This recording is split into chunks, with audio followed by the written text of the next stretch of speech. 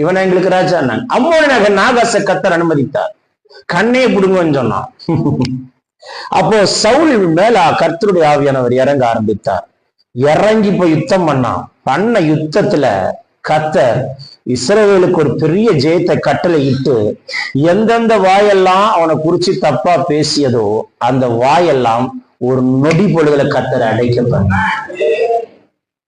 உன் மேல கர்த்தர் ஒரு அபிஷேகத்தை வைத்தார் என்றால், ஒரு தைல குப்பி உன் தலை மேல ஊற்றப்பட்ட விட்டது என்று சொன்னால், பல பேர் உன்னை ஏளனமாய்த்தான் எண்ணுவார்கள். யாரும் உன்னை மேன்மையாய் பார்க்க மாட்டார்கள்.